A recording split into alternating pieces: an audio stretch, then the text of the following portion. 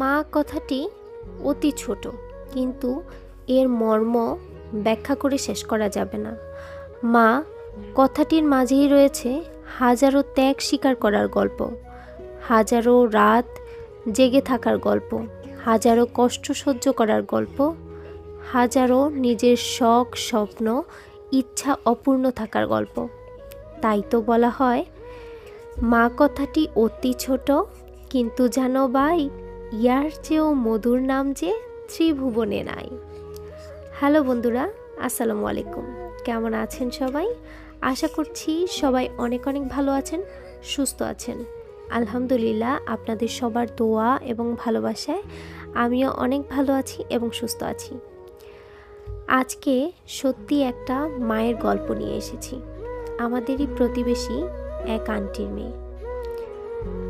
মা হওয়ার গল্প নিয়ে সেই জার্নি নিয়েই শুরু করেছে তার জীবনের একটা সময়।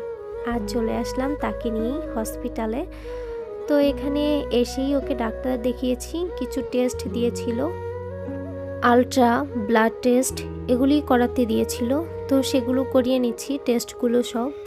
ওর তো মন একদমই ছোট হয়ে আছে, যেহেতু এই সময়টা সবারই একটু মন খারাপই লাগে। ডাক্তারের কাছে আসলে মনে হয় যেন আরও বেশি ভয় ভয় লাগে।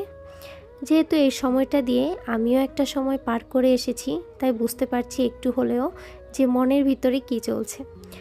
তো ডাক্তার দেখিয়েছিলাম, রিপোর্ট নিয়ে এসেছি ডাক্তারের কাছে। তো উনি সব কিছুই দেখেছেন।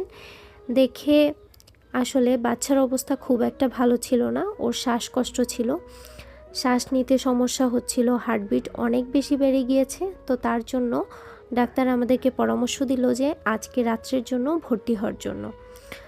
তো সেই অনুযায়ী কাজ করলাম। যেহেতু এই সময়টা কোনোই রিস্ক নেওয়া যাবে না, ডক্টর যা বলেছে তাই করতে হবে। তো এইখানে চলে আসলাম ভর্তি হওয়ার জন্য।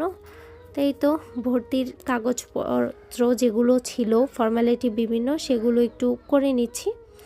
করে তারপর আমরা দেখো এই যে এখানে লিস্ট দিয়ে দিছে একটা ওষুধের, তো ওগুলো আনাতে হবে। তার এইখানে এই একটা কেবিন নেওয়া হয়েছে, এই কেবিনে আজকের রাতটা থাকার জন্য অবজারভেশনে।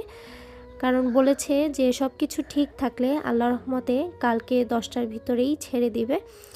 তো যেহেতু বাচ্চার শ্বাসকষ্ট ছিল, তাই আজকের রাতটুকু এখানে থাকতে হবে। তো মোটামুটি কেবিনটা ছিল মোটামুটি ভালো। তো এই হচ্ছে অবস্থা। আর এইখানে দেখো নার্স এসে ওকে ইঞ্জেকশন দিচ্ছে, স্যালাইন করছে। আমার তো ভীষণই ভয় লাগছিল এগুলো দেখে, একের পর এক ইঞ্জেকশন দিয়ে যাচ্ছে। যেহেতু অবস্থা ভালো ছিল না, তো আবার স্যালাইন দিচ্ছে, ঔষধ এনেছে, সেগুলো খাওয়ার জন্য দিচ্ছে। এই হচ্ছে সব মিলিয়ে অবস্থা। আসলে মা হওয়ার জার্নিটা এতটাও সোজা নয় যতটা মানুষ মনে করে।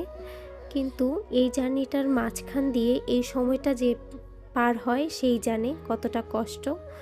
তো প্রায় 10:30 রাত্রের আমি বাসায় চলে এসেছি, যেহেতু আয়ানকে বাসায় রেখে গিয়েছিলাম। তো তার জন্যই চলে এসেছি। এসে দেখি ও এখনও ঘুমায়নি।